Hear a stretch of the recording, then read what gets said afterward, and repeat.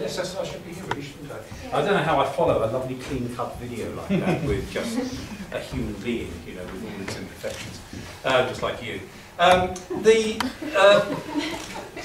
We started this thing 4 years ago, so this is its 5th year. And we kind of started it for a number of reasons. First of all, CleanTech seemed to be an area that captured the imagination of people. Secondly, it was an area where there was a key customer. What I mean is there were investors who wanted to invest in this, and this is important. I mean, if you start businesses, and one of the things you care about when you start a business is going to need investment is, are there investors out there? And there were, and it was a popular area for investors. So those two were good reasons. Thirdly, I'd just come from UCL at the time, and I'd always observed that from my UCL days, where I worked with literally hundreds of academics, that there was a great deal of naivety. They were great, fantastic on the technology, but actually not so great on the commercialization. And so those skills were missing, and you need the yin and the yang, you need the hackers and the hustlers, as I say. And then I went to LBS, where I also actually had spent quite a lot of time, and I observed that the ideas coming out of the LBS, sorry, I know you're not LBS, but I'm just going to say the difference, but the ideas coming out of LBS were typically not that great. You know, they spend a lot of time in coffee bars, so you get a lot of themed coffee bars. You know, and so the ideas weren't great, but the execution could be great, not least because out of a place like LBS, they've spent a lot of years in business typically before they come to do the MBA. So there was always this want to do something that connects and creates interdisciplinary teams. The technology, the deep technology, those great ideas with the ability to execute on that. So that was the next one. Another was that I anyway had just I mean, I run quite a lot of business plan competitions one way or the other at LBS, and I judge them, and I've been involved in many. And I've just finished one which was actually final in Denmark. And I realised that the business plans that I had been reading were convincing bits of confection. You know, that they won the business. In fact, I sometimes wondered whether the business is going in and pitching here.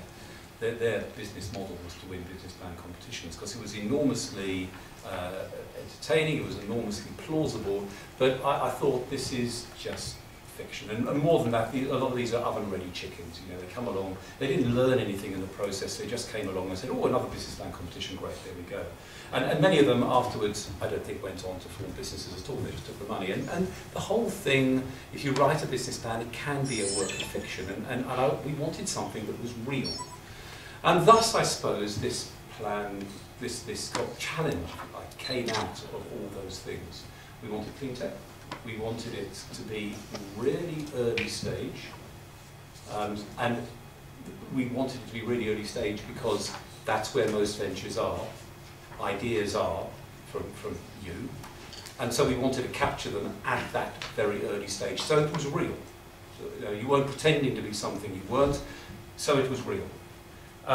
We wanted there to be some education, some teaching, some moving on, as part of it, so the idea of the boot camp and the mentoring and even the learning experience, presenting and receiving feedback from judges, we wanted all that to be real.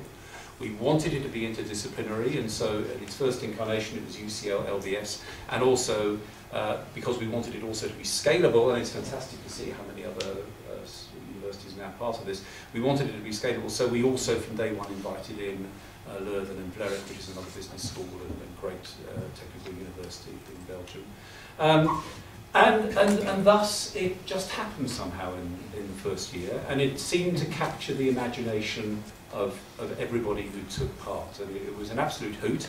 And having done that, we perfected it in various different ways, and then it went on to its second year, and now it's its fifth year. And it is gaining a momentum of its own, and I say it's fantastic to see how many other universities are now taking place. So I think it is a unique competition. I don't see anything like it anywhere else for all the reasons that I've said. You learn a lot, it introduces you and pulls you in at the stage that you actually are at, which is at the idea stage. It encourages you to form disciplinary teams. It's just a great thing to be part of. The fact that there's a £10,000 prize, that's very nice, but I hope that the intrinsic desire to win is going to be much greater, and I hope there aren't too many cynical sniggers there, but actually I think that it's the learning and it's the satisfaction of being best that I hope is really going to drive you. So I encourage you just to take part, see where you get to, enjoy the process, enjoy the learning, yeah, I'll be there at the finals. Delighted to see how you all got on. So that's me.